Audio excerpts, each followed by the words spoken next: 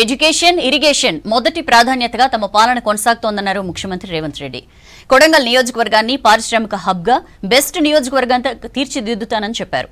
3 ఏళ్లలో నియోజకవర్గంలోని ప్రతి గ్రామానికి సాగునీరు అందిస్తానని చెప్పారు. ప్రజాపాలనకు మహిళలంతా పెద్ద ఎత్తున మద్దతు తెలపాలని, సర్పంచ్ ఎన్నికల్లో అభివృద్ధికి మద్దతు ఇచ్చేవారిని గెలిపించాలని పిలుపునిచ్చారు సీఎం.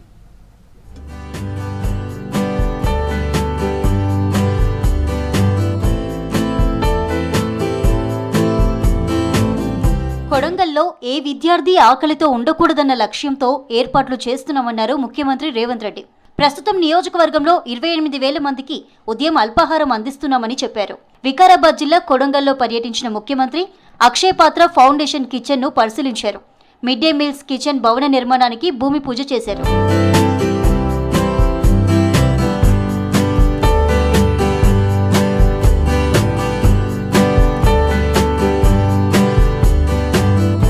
ప్రపంచంతో పోటీ పడాలంటే ఎడ్యుకేషన్, ఇరిగేషన్ కీలకమన్నారు రేవంత్ రెడ్డి. కొడంగల్లో 5,000 కోట్లతో ఎడ్యుకేషన్ క్యాంపస్ నిర్మిస్తున్నామని చెప్పారు. రాష్ట్రంలో తొలి సైనిక్ స్కూల్ నియోజకవర్గంలోనే ఏర్పాటు చేయబోతున్నామని చెప్పారు. 16 నెలల్లో కొడంగల్ను అంతర్జాతీయ ఎడ్యుకేషన్ హబ్గా మారుస్తామన్నారు రేవంత్. ఈనాడు 5,000 కోట్ల రూపాయలతోని మా ఎడ్యుకేషన్ క్యాంపస్ ని ఈ రోజు మేము నిర్మించుకుంటున్నాం. ఇంజనీరింగ్ చదువుకోవాలంటే ఎక్కడికి పోవాలో తెలియదు, మెడికల్ కాలేజ్ అంటే ఎట్లుంటుందో మా ప్రాంతానికి తెలియదు. అందుకే రాష్ట్రం నలుమూలల వలసపోయినట్టు పొట్ట చేత పట్టుకొని చదువుకోవడానికి మేము వెళ్ళడమైంది. రాష్ట్రం నలుమూలల నుంచి చదువుకోవాలంటే ఎవరైనా నా కొడంగల్కు రావాలి, ఈ కొడంగల్లో చదువుకోవాలి. కృష్ణానది పక్కనే పారుతున్న కొడంగల్ జిల్లాకు చుక్క నీరు రాకపోవడం బాధాకరమన్నారు రేవంత్ రెడ్డి. 3 ఏళ్లలో ప్రతి గ్రామానికి సాగునీరు అందిస్తామని హామీ ఇచ్చారు. లగచర్ల పారిశ్రామిక వాడకు అంతర్జాతీయ స్థాయి గుర్తింపు తీసుకొస్తామని చెప్పారు. తెలంగాణ నోయిడాగా కొడంగల్ను తీర్చిదిద్దుతామని చెప్పారు. మాకు కరువు, మాకు కందులు తప్ప ఏం పడవు. మా ప్రాంతంలో ప్రజలు, రైతులు కందులు వండించాలి, కల్తీ కళ్ళు తాగాలి. ఇంతకంటే మా జీవితంలో ఏం లేదు. మా అక్కలందరికీ తెలుసు. ఎట్లా బాగుపడాలి మేము ఆలోచన చేసి విద్యుత్తునే కాదు ఇరిగేషన్ ప్రాజెక్టులు కట్టాలని.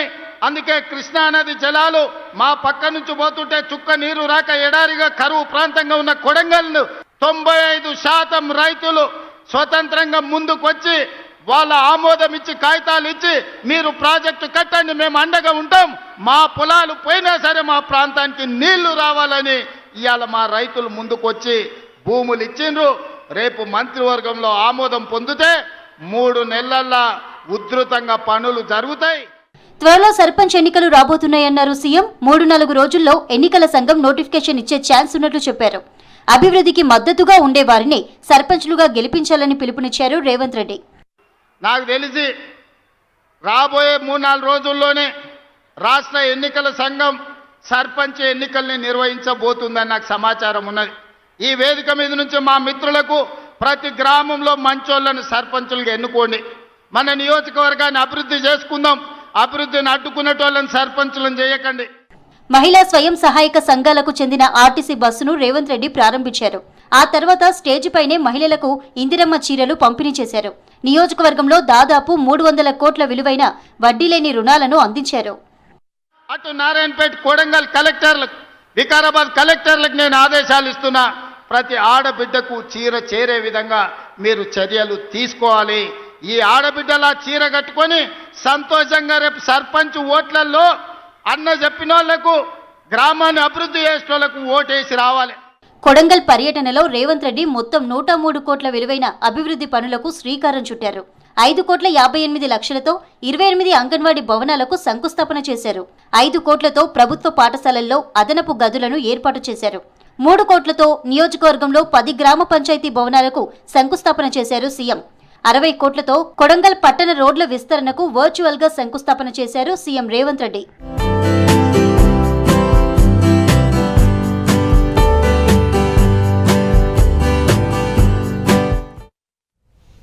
స్వయం సహాయక మహిళా సంఘాలకు గుడ్ న్యూస్ చెప్పింది రాష్ట్ర ప్రభుత్వం. వారికి 304 కోట్ల వడ్డీ లేని రుణాలు విడుదల చేసింది.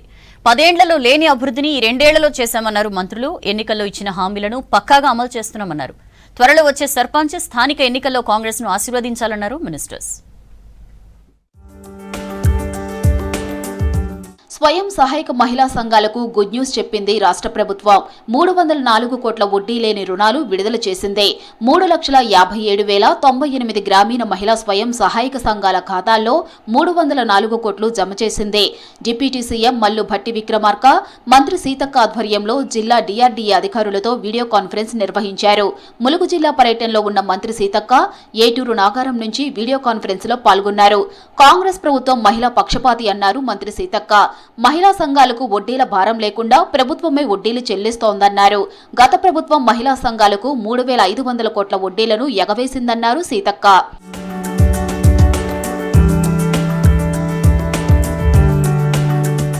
ములుగు జిల్లాను అన్ని రంగాల్లో అభివృద్ధి చేస్తామన్నారు మంత్రి సీతక్క. ఆర్ఎండ్బి సహకారంతో రోడ్లను డెవలప్ చేస్తున్నామని, త్వరలో యంగ్ ఇండియా ఇంటిగ్రేటెడ్ స్కూల్ నిర్మాణం పూర్తి చేస్తామన్నారు. ములుగు జిల్లా జగ్గన్నపేటలో ఉచిత వైద్య శిబిరాన్ని ప్రారంభించారు మంత్రి సీతక్క. కోటక్ మహీంద్రా సహకారంతో 175 ఉచిత కుట్టు మిషన్స్ అందించారు. తర్వాత ఎస్సీ కార్పొరేషన్ ఆధ్వర్యంలో 9 మందికి పాడి గేదెలను అందించారు. చీరలు పంపిణీ చేశారు సీతక్క. 20 కోట్లతోటి ఈ రోడ్ను నిర్మాణం చేయడానికి మరి డెవలప్ చేసుకోవడానికి రాష్ట్ర ప్రభుత్వం నుంచి ముఖ్యమంత్రి గారి సహకారంతో సంబంధిత శాఖ మంత్రులు కోమటిరెడ్డి వెంకటరెడ్డి గారు, మన ఇన్ఛార్జి మంత్రివర్యులు పొంగులేటి శ్రీనివాసరెడ్డి గారి యొక్క సహకారంతో ఈ యొక్క రోడ్డును సంపూర్ణంగా నిర్మాణం చేయడం జరుగుతుంది. ప్రజాప్రభుత్వంలో రాష్ట్ర వ్యాప్తంగా దేవాలయాల ఆదాయం గతం కంటే భారీగా పెరిగిందన్నారు మంత్రి కొండా సురేఖ.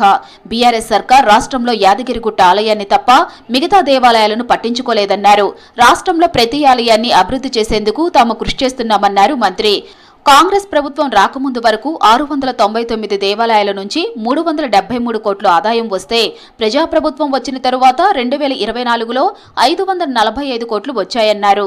కార్తీక మాసంలో యాదగిరిగుట్ట లక్ష్మీ నరసింహస్వామి ఆలయానికి 17 కోట్ల 62 లక్షల ఆదాయం వచ్చిందన్నారు మంత్రి కొండా సురేఖ.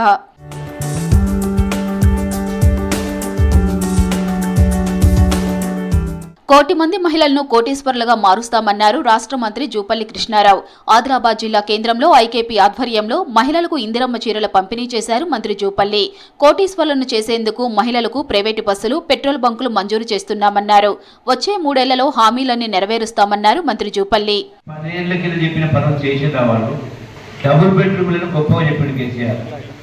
కాంగ్రెస్ కట్టించే ఇందిరమ్మ ఇళ్ళని బిడ్డ కూడా లేకుంటే నేను పెద్ద డబుల్ బెడ్రూమ్ ఇల్లు కట్టిస్తా, అల్లుడు తేడా అనుకోవాలి, బిడ్డ తేడా ఉండాలి, గొర్రెనాడ బర్రెనాడ కట్టాలని పొడు మాటలు మాట్లాడలేదా? కట్టించిండా? వచ్చినా మీకందరికి డబుల్ బెడ్రూమ్ ఇంట్లో ఎవరికి రాలే, ఒక్కటి రాలే. అందుకే ఈ రోజున ఇన్ని ఆర్థిక ఇబ్బందులు ఉన్నా కూడా ఇందిరమ్మ ఇల్లు కట్టిస్తా ఉన్నాం, రుణమాఫీ చేసి దగ్గర చెప్పినవన్నీ కూడా పూర్తి చేసుకుంటూ వస్తాం.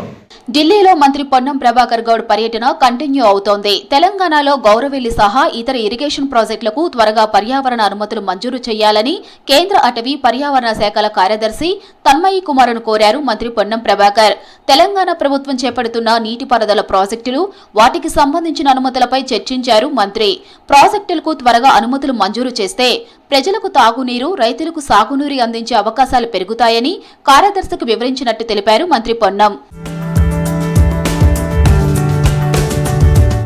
సుప్రీంకోర్టు ప్రధాన న్యాయమూర్తిగా జస్టిస్ సూర్యకాంత్ ప్రమాణ స్వీకారం చేశారు. ప్రెసిడెంట్ ద్రౌపది ముర్ము ప్రమాణం చేయించారు. 2004లో పంజాబ్, హర్యానా హైకోర్టు న్యాయమూర్తిగా నియమితులైన జస్టిస్ సూర్యకాంత్ 2019 మే 24న సుప్రీంకోర్టు న్యాయమూర్తిగా పదోన్నతి పొందారు.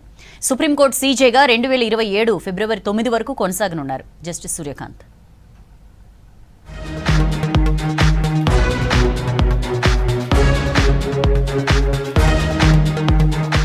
సుప్రీంకోర్టు 53వ ప్రధాన న్యాయమూర్తిగా ప్రమాణ స్వీకారం చేశారు జస్టిస్ సూర్యకాంత్. రాష్ట్రపతి భవన్లో జస్టిస్ సూర్యకాంత్తో ప్రమాణం చేయించారు ప్రెసిడెంట్ ద్రౌపది ముర్ము. ప్రధాన న్యాయమూర్తిగా జస్టిస్ బిఆర్ గవాయ్ పదవీకాలం ముగియడంతో జస్టిస్ సూర్యకాంత్ బాధ్యతలు స్వీకరించారు. దీంతో సీజేఐగా బాధ్యతలు చేపట్టిన తొలి హర్యానా వ్యక్తిగా రికార్డు సృష్టించారు. 2027 ఫిబ్రవరి 9 వరకు పదవిలో కొనసాగనున్నారు జస్టిస్ సూర్యకాంత్.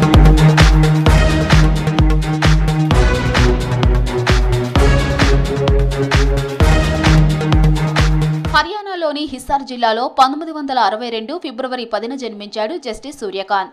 1981లో డిగ్రీ పూర్తి చేశారు.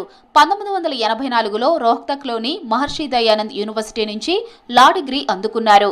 అదే ఏడాది హిస్సార్ జిల్లా కోర్టులో న్యాయవాదిగా ప్రాక్టీస్ ప్రారంభించారు. 1985లో పంజాబ్, హర్యానా హైకోర్టుకు మారారు.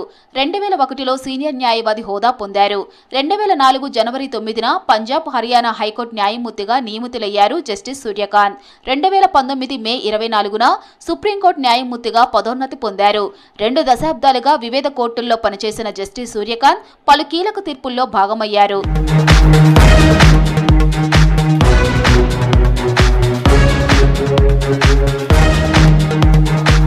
జస్టిస్ సూర్యకాంత్ ప్రమాణ స్వీకారానికి ప్రధాని నరేంద్ర మోదీ, కేంద్ర మంత్రులు హాజరయ్యారు. తెలంగాణ సీఎం రేవంత్ రెడ్డి సహా పలువురు ప్రముఖులు పాల్గొన్నారు. తొలిసారిగా భారత సీజేఐ ప్రమాణ స్వీకార కార్యక్రమానికి విదేశీ న్యాయమూర్తులు హాజరయ్యారు. 6 దేశాల సుప్రీంకోర్టుల ప్రధాన న్యాయమూర్తుల అంతర్జాతీయ బృందం పాల్గొంది. ఆర్టికల్ 370 రద్దు, బిహార్ ఎస్ఐఆర్ సహా పలు కీలక కేసుల్లో తీర్పులు ఇచ్చారు జస్టిస్ సూర్యకాంత్.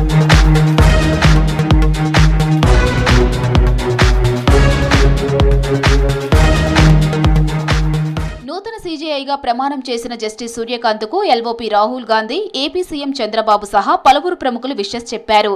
రాజ్యాంగ విలువలు మరింత బలపరిచేలా పనిచేయాలని ఆకాంక్షించారు.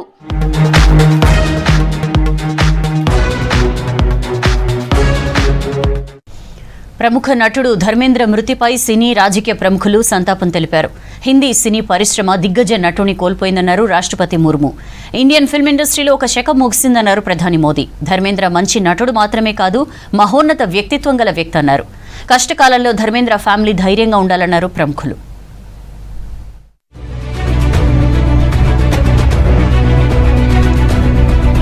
ప్రముఖ నటుడు ధర్మేంద్ర మృతిపై సినీ రాజకీయ ప్రముఖులు సంతాపం తెలుపుతున్నారు. ధర్మేంద్ర మరణం సినీ పరిశ్రమకు తీరని లోటన్నారు రాష్ట్రపతి ద్రౌపది ముర్ము. అత్యంత ప్రజాదరణ పొందిన నటుల్లో ఒకరని అన్నారు.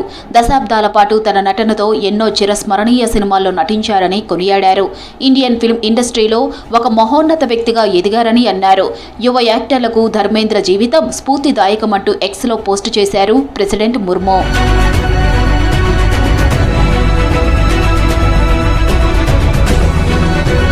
దిగ్గజ నటుడు ధర్మేంద్ర మరణంతో ఇండియన్ ఫిల్మ్ ఇండస్ట్రీలో ఒక శకం ముగిసిందన్నారు ప్రధాని మోదీ. తన నటనతో ఎన్నో పాత్రలకు వన్నె తెచ్చారన్నారు. ఎంతో మంది ప్రేక్షకులను హృదయాల్లో నిలిచిపోయారని చెప్పారు. గొప్ప నటుడైనప్పటికీ నిరాడంబరత, వినయం, తోటివారిని ఆప్యాయంగా పలకరించే వ్యక్తిత్వం ఆయనకే సొంతమన్నారు. ధర్మేంద్ర ఫ్యామిలీకి, అభిమానులకు ప్రగాఢ సానుభూతి తెలిపారు మోదీ.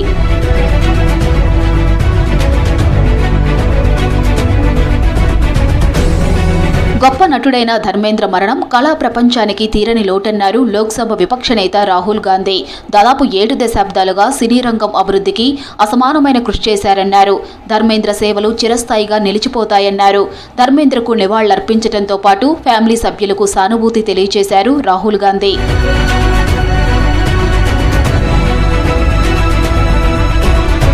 ధర్మేంద్ర మంచి నటుడు మాత్రమే కాదని మహోన్నత వ్యక్తిత్వం గల వ్యక్తి అన్నారు కేంద్ర మంత్రి నితిన్ గడ్కరీ. ధర్మేంద్రతో తనకు వ్యక్తిగతంగా ప్రత్యేక అనుబంధం ఉందని చెప్పారు. దేశం పట్ల, రైతుల పట్ల నిబద్ధత కలిగిన వ్యక్తిని కోల్పోవడం బాధగా ఉందన్నారు గడ్కరీ. धर्मेंद्र ऐसे अभिनेता थे, वो केवल अच्छे अभिनेता नहीं थे, अच्छे इंसान भी थे. बहुत सीधे और भोला उनका स्वभाव था. मेरा उनका बड़ा व्यक्तिगत परिचय था और उनका एक उम्दा दिल था और विशेष रूप से देश की मिट्टी के साथ, किसानों के साथ उनकी बहुत बड़ी कटिबद्धता थी. उनकी जो फिल्में हैं जिसमें उन्होंने अभिनय किया है. సినీ దిగ్గజం ధర్మేంద్ర మరణ వార్త బాధించిందన్నారు జమ్మూ కాశ్మీర్ సీఎం ఒమర్ అబ్దుల్లా. ఇది భారతీయ చిత్ర పరిశ్రమకు తీరని లోటన్నారు. జమ్మూ కాశ్మీర్కు ధర్మేంద్ర మంచి స్నేహితుడని, చిన్నప్పటి నుంచి ఆయన మూవీస్ చూస్తూ పెరిగానని చెప్పారు. షోలే, బర్నింగ్ ట్రైన్, షాలిమార్ లాంటి సినిమాలు ఆల్ టైమ్ బెస్ట్ అన్నారు. ఈ కష్టకాలంలో ధర్మేంద్ర ఫ్యామిలీ ధైర్యంగా ఉండాలన్నారు సీఎం ఒమర్ అబ్దుల్లా. దిగ్గజ నటుడు ధర్మేంద్ర మరణం తీవ్ర బాధాకరమన్నారు సీఎం రేవంత్ రెడ్డి. బహుముఖ ప్రజ్ఞాశాలి, విశిష్ట నటుడిని కోల్పోవడం కలిచివేసిందన్నారు. ఈ విషాద సమయంలో ధర్మేంద్ర కుటుంబ సభ్యులు, స్నేహితులు, అభిమానులకు ప్రగాఢ సానుభూతి తెలియజేస్తూ పోస్టు చేశారు రేవంత్ రెడ్డి.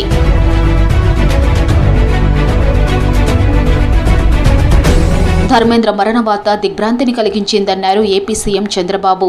అలాగే బాలీవుడ్, టాలీవుడ్ ప్రముఖులు ధర్మేంద్ర మృతిపై తీవ్ర విచారం వ్యక్తం చేస్తున్నారు.